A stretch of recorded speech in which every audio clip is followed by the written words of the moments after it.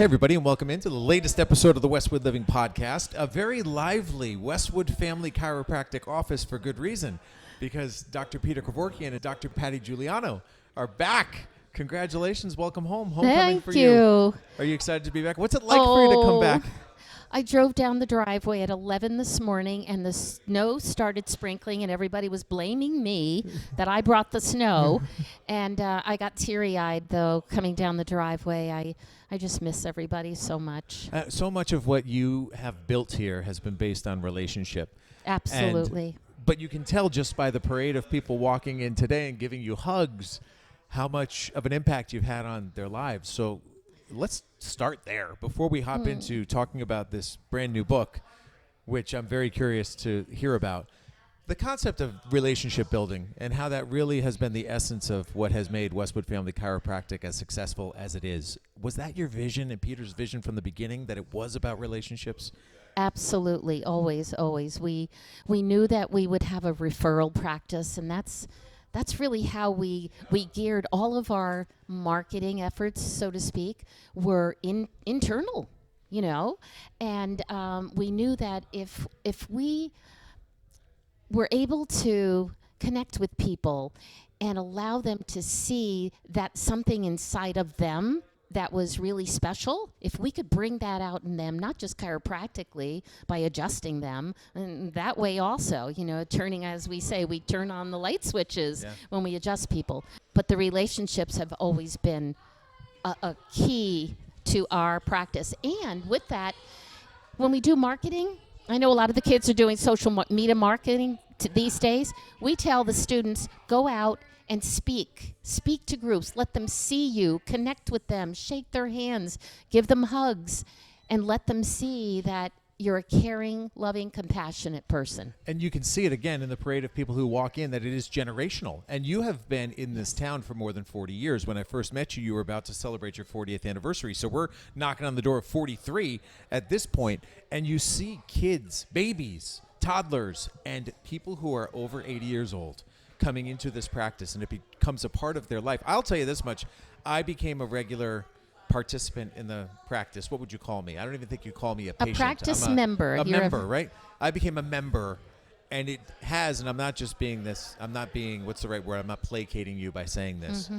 It does change your life. I view the time that I spend here as very therapeutic, because you are in an environment that's welcoming. And yeah, you do get your back cracked and you have a great adjustment, but you do build that relationship. And I love the way that this practice does it, where it's an open door policy, and there isn't, you could make an appointment if you want, but you walk in and you wait and you get to know the other members. You kind of feel like you're part of the family. Absolutely. Where did you learn that? How did you know you wanted to do it that way? Oh my gosh, I think it just kind of organically evolved. You know what it was? We got so busy and we were seeing so many people, and people were waiting, and we realized we can't have appointments. If we make appointments, what are you going to do? Make appointments, because it takes, 5 minutes or less to adjust someone. It's turning, I tell people, it's, it takes the amount of time it takes to turn on a few light switches, really, when you know what you're doing and you're a skilled chiropractor. What's happening? This is great, but that's okay. This is what's happening is so many people are here, and they're beaming ear to ear with a smile when they see Dr. Patti, and the same thing is happening in the adjustment room with Dr. Peter. So that's fine. If we have moments like that during this conversation, please feel free to say hi to people. Oh, yes. And I don't mean to cut off your thought, but I'm just going to transition quickly into a book that I don't even know how best to describe. What do you tell people the title of this book is? Holy shit, I'm going to be a mom. What was I thinking? What were you thinking in writing this book? Because it must have been brewing in your mind for years. It was. Everything that I have done in my life up to that point of having my first child was, I was in control of it, and I was able to make anything happen. And then I had my first child, and I realized, oh my God, I cannot control this process. I cannot control who this spirit being is. And I was having a really hard time as a parent. I was trying to be the perfect parent. So this book really chronicles sort of my background as a child myself, and then and my thought patterns and how I wanted to parent my kids. I wanted to be the parent that I felt like my mother should have been. I think like we all think, we're going to do it better than our moms. And then I had a Katie. And Katie was challenging. And as I say in the book, and I say to her all the time, you are my greatest teacher. And both of them have been my greatest teachers, but Katie more so. And I've learned patience. I've learned compassion. I've learned, unconditional love. And I had to learn that because it's hard when you have a child that doesn't sleep. They want to nurse all the time, and they just suck literally the life out of you, or so I felt at the time. But the thing, Tom, is that I felt like I was having a hard time and everybody else around me was having such an easy time of it. And I'm like, well, what is wrong with me? And I realized I was victimizing myself. I was allowing this tiny little, 8-pound baby to make me a victim, make me feel like I had no control over anything. So where did you go for support? Who did you lean into to help you on this journey? My husband, Peter.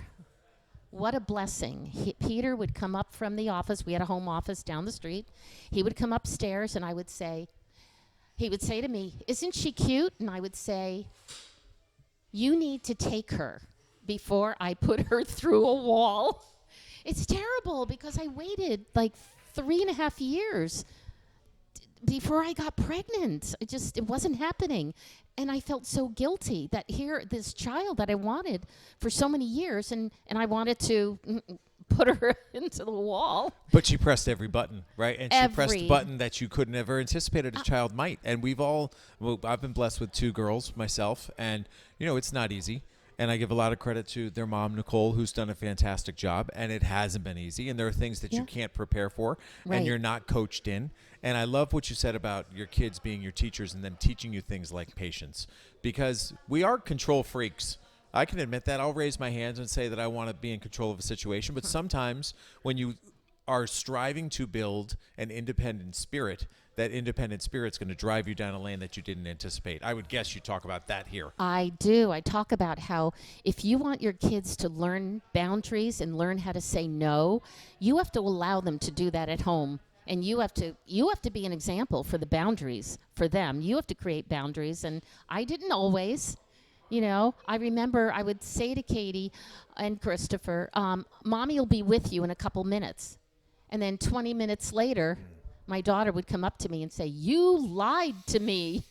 You said right now, and it's 20 minutes later. So the kids catch you when you're being not congruent and when you're lying, basically. I mean, you're not really lying, but it's just life. Katie has such a sharp personality, and she's so in your face. Spicy. And she will tell you what she feels immediately. Yes. How long, are you used to it at this point? I ask that kind of in jest, but I would think that almost every day there's got to be a bit of surprise that still takes you aback. Or how long did it take you to get, quote unquote, used to your child? I'm still getting used to my daughter. And I was having a conversation with her today in the car, and I'm saying, Katie, I'm curious about, the conversation we had last week. And she said, Mom, if you're curious and you want to have a conversation, then I need to coach you on how we're going to have that conversation. Okay. It's like, okay. And she would always say, I'm the mom and you're the daughter. And what I found out is if I wanted to get from point A to point B, and that meant Katie had to feel like she was in control, I would let her have the control. And we would get to point B. Whereas I would have friends that would be hanging with Katie, watching her. Maybe I was on a seminar or something, and they would call me and say, your daughter needs more discipline. And I would say to them, you need to let up your control a little bit and allow her to guide the way. And they're like, no, we're not doing it. And they had a hard time. Good luck. Good luck. But we would get to where we needed to go if I allowed her. So specifically with the book, was there an arc, an outline that you wanted to follow to get from point A to point B? Is there a pathway? Yes. What was the pathway to write this book? So the book is a recipe, and it's a recipe I got from my grandmother, Isabella Carola. And I was asking Grandma for her recipe for the cavatelli, and she said, "What do you mean? What are you, stupider? Just to watch me." And I looked at that later in life and I said, that's how I learned to do things. I'm a visual. I watched, I listened, and I followed her recipe, which was one, unconditional love. Always unconditional love, lead from your heart. And she did that through her cooking and how she fed her family, because she was a tough cookie, my grandmother.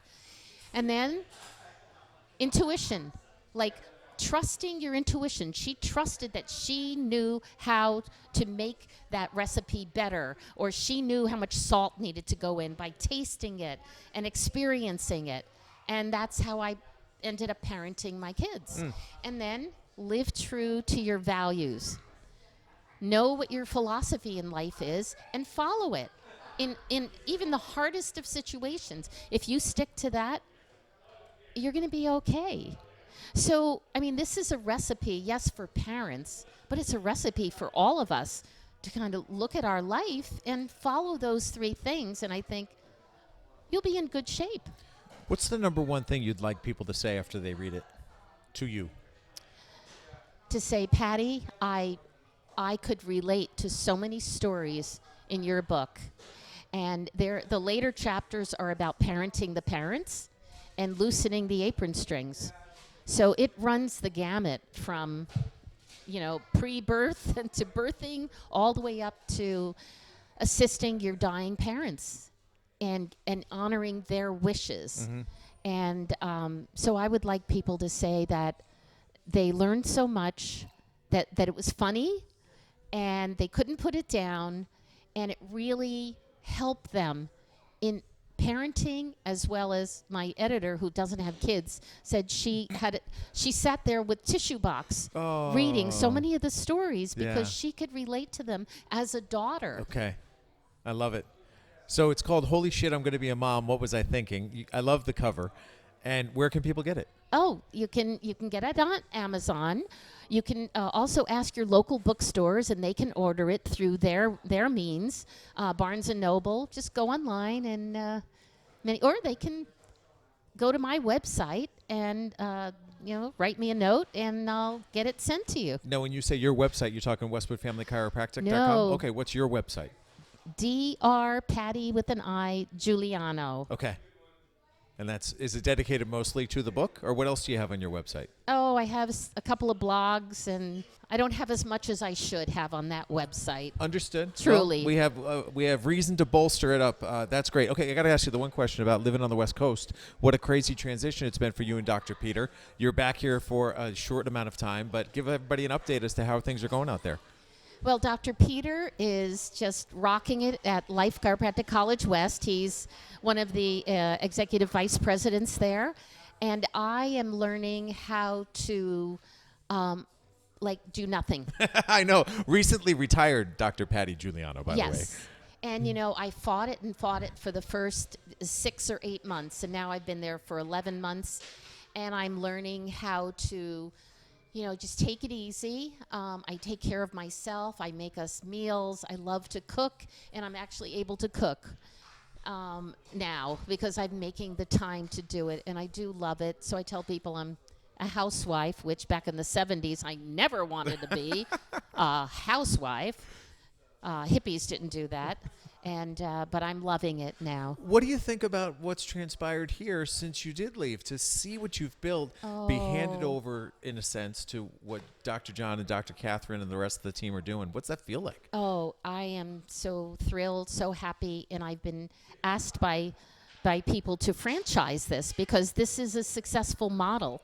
Mm-hmm. But you would have to franchise Patti and Peter because so much of this model is us, our personality, and how we chose to create this practice. And so you can't be Patti and Peter, but you can certainly follow a simple recipe. And that recipe that's in my book is the recipe that we followed.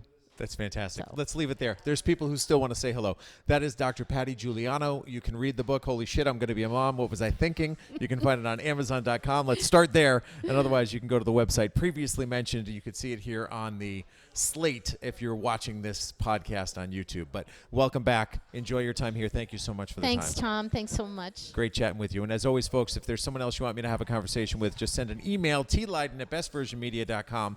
I'll find that person, have the conversation, and then share that with you right here on the Westwood Living Podcast Network. But for now, from the very busy offices of Westwood Family Chiropractic, this is Tom Leyden with Dr. Patti Giuliano saying so long.